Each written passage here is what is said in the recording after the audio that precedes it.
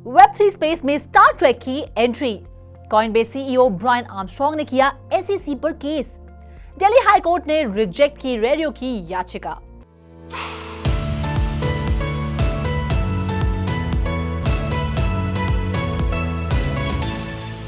Hello and a very warm welcome to all of you. मैं हूं रुचि Sharma.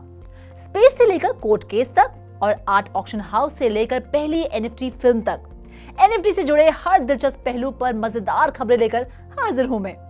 NFT verse के इस खास एपिसोड में आपके फेवरेट एनएफटी प्रोजेक्ट की डिटेल्स के साथ साथ एक खास गेस्ट के साथ मुलाकात भी होगी। लेकिन सबसे पहले जानते हैं अप्रैल के महीने में कैसा रहा एनएफटी मार्केट का हालचाल। पिछले 30 दिनों में एनएफटी सेल्स 5.76% गिरी। अप्रैल में एनएफटी सेल्स $732.13 मिलियन रही, जो कि मार्च के एनएफटी सेल्स आंकड़े $776.8 मिलियन से $44.75 मिलियन कम रही। अप्रैल की कुल एनएफटी सेल्स में इथेरियम बेस्ड एनएफटी सेल्स का शेयर $484 मिलियन के साथ सबसे ज्यादा रहा। तो वहीं सोलाना बेस्ड एनएफटी सेल्स मार्च के महीने के मुकाबले 6.78% की गिरावट के साथ $88.16 मिलियन रही। अप्रैल में एनएफटी सेल्स के मामले में टॉप 5 ब्लॉकचेन्स में इथेरियम और सोलाना के बाद पॉलीगॉन, इम्यूटेबल एक्स और बीएनबी चेन शुमार रही। हेलो, मैं आपका कैप्टन जेम्स कर्क बोल रहा हूं। अपनी कुर्सी की पेटी बांध लीजिए क्योंकि अब हम अंतरिक्ष के लिए उड़ान भरने जा रहे हैं। कुछ समझे? लगता है आपने बचपन में ना स्टार ट्रेक नहीं देखा। अब तक की सबसे hit TV series Star Trek, जिस पर ना सिर्फ टीवी सीरीज बल्कि फिल्में और एनिमेटेड सीरीज तक बन चुकी है, उसी स्टार ट्रेक के फेमस कैप्टन जेम्स कर्क यानी विलियम शैटनर, जिनकी फैन फॉलोइंग का उस जमाने में कोई ठिकाना नहीं था, वो अब लेकर आ रहे हैं अपनी official NFT collection infinite collections. Infinite collections में 2 कलेक्शंस मौजूद होंगी। पहली कॉस्मिक एक्सप्लोरर, जिसमें शैटनर के 3D अवतार के साथ आर्टवर्क भी होगा, जो कि क्वांटम फिजिक्स और सोनिक वाइब्रेशंस जैसी थीम पर बनी 2500 एनएफटीज की कलेक्शन होगी।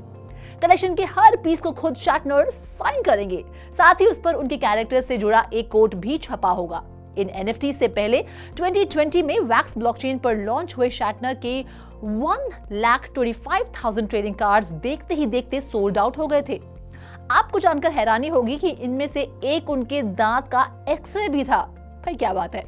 जब कैप्टन कर्क से पूछा गया कि वो खुद क्रिप्टो में इन्वेस्ट करते हैं या नहीं, तो उन्होंने अपने ही अंदाज में इस सवाल को टाल दिया। उन्होंने हंसते हुए कहा कि उनके यूनिवर्स यानी स्टार ट्रेक के टाइम पीरियड में क्रिप्टो इतना ऊपर होगा कि सबकी पहुंच से बाहर होगा। एसईसी ने किसी पर केस किया, एसईसी ने किसी को सू किया, ये तो आपने कई बार सुना होगा। लेकिन इस बार किसी का खून रेगुलेशंस के लिए ऐसा खौला कि उसने ना आओ देखा ना ताओ और सीधा एसईसी पर केस कर दिया। जानते हैं कौन है ये एंग्री यंग मैन? है ना अमिताभ बच्चन नहीं। आप भी ना मेरी तरफ बहुत फिल्मी हो गए हैं। मैं बात कर रही हूँ ब्रायन आर्मस्ट्रॉन्ग की। यूएस की सबसे बड़ी एक्सचेंज में से एक कॉइनबेस के सीईओ ब्रायन आर्मस्ट्रॉन्ग ने एसईसी पर मुकदमा दायर किया है।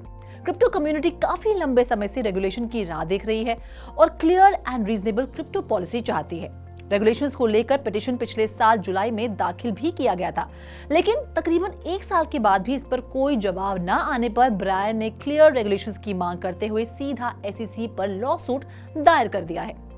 ब्रायन ने इस मुहिम के लिए पूरी कम्युनिटी को एकजुट करने की उम्मीद के साथ स्टैंड विद क्रिप्टो नाम का एनएफटी प्रोजेक्ट लॉन्च किया है। अब तक 11,247 से ज्यादा लोग इस इनिशिएटिव के साथ जुड़ चुके हैं, जिन्होंने स्टैंड विद क्रिप्टो एनएफटी को मिंट किया है।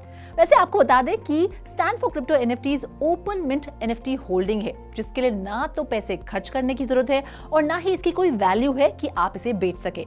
ये सिर्फ क्रिप्टो कम्युनिटी का सपोर्ट दर्ज करने का एक तरीका है। एनएफटी मिंट करने पर होल्डर को एक ब्लू शील्ड का आइकन दिया जाएगा, जो इस मुद्दे पर उनकी यूनाइटेड सपोर्ट को दर्शाता है। इस पर और ज्यादा जानकारी देने के लिए हमारे साथ मौजूद हैं एक खास गेस्ट, अखिल दामोदरन। ब्रायन का इस तरह एसईसी पर लॉसूट दायर करने से क्या रेगुलेशंस के प्रोसेस में तेजी और क्लैरिटी आएगी, और आपको क्या लगता है किस तरह की रेगुलेशन की जरूरत है एनएफटी सेक्टर में? Look at the NFT market. I think there are two different opinions here. The first is to have the regulation. The second, people who say that there should not be regulation. The reason why people say there should not be regulation is because people think that it will have a reduction in terms of the freedom which the companies have for the innovation. But I think for Indian per se, I think the regulation is very important for NFTs because NFTs are asset class now, a digital asset class. So people are buying in it like what we see in the share market. So if you look at the NFT regulation, I think my opinion is that there should be a digital regulatory framework by the Indian government, and it should have many criteria on which the regulatory standards are put up. For example, what is the asset class of the NFT? What is the ownership of the NFT? How the pricing of the NFT has been calculated, because there should not be an overvaluation. And what is the value of that particular NFT? How the value of that NFT has been calculated? I mean, is it representing a company? Is it representing a particular technology, or so on and so forth? In the same way, I think in the NFT market, that there should be a digital framework where a regulatory body should assess the kind of NFTs they are, what kind of asset class they have, and how the value of that asset class has been calculated. And then this will make sure that the consumers' money are protected. It should not become a fraud tomorrow. That's the reason why it is important to have a verifiable source, and the pricing should be completely on record with the regulatory body. And I think that's the reason why I think NFT regulation is important. I think it will come under Information Technology Act and I think Copyright Act of India. I think these two are the acts where it should be implemented. That's from my side. Thank you. Thank you so much हमसे बातचीत करने के लिए और अपना valuable time हमें देने के लिए। तारीख पर तारीख, तारीख पर तारीख, तारीख पर तारीख, लेकिन फैसला नहीं आता कभी।